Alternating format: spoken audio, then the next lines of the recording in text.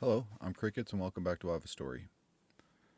While I'm pro America, I believe every country should be pro whatever their country is, and you should support your country. I don't think that every other country should support America, nor do I think America should support every other country. Here's a story that I heard, it had been over 20 years ago, that I just found as an awe inspiring story altogether. There was a foreign couple, a man and a wife, husband and wife, that moved here from another country where they were poor. One problem I have with other countries being poor, like I'm going to use Ukraine as a great example. Ukraine wants to, hey, we need money, we need help, we need support, but yet they're sitting on top of how many resources?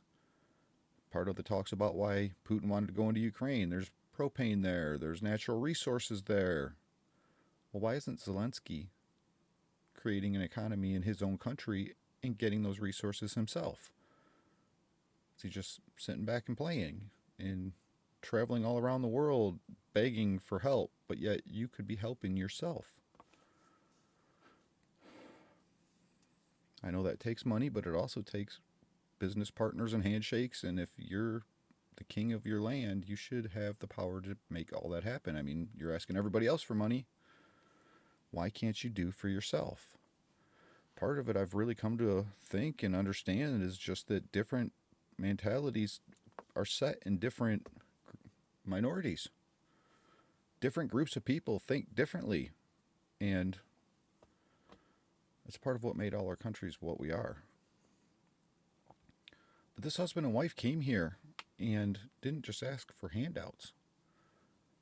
They took and worked their butts off, worked legal jobs, and lived out of truck stops for 10 years and saved every single dollar they could make. Then after 10 years, they were able to pay cash for a very nice house, pay cash for very nice cars, have no debt. That is huge, people. We have been taught you need to be in debt. No, debt is the worst thing, one of the worst things you could do. They had the American dream, but they worked for it, earned it, and did it in a way that to me was awe inspiring. How many Americans could do that today? Everybody in America wants everything self deserved, hand it to me now, give it to me on a silver platter.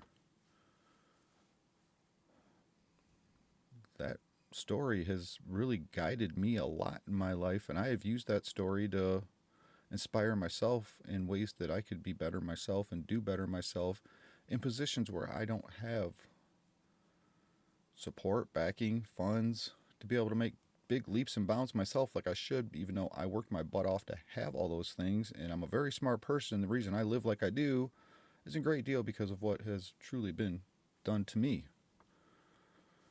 But it also has taught me an awful lot of lessons that what's most important in life. It's not the stuff, it's not the money. That does not make a person who they are. I've learned all these lessons from life experiences and listening to other people's stories. That's one about foreigners that I really have a great deal of praise for, and good for you.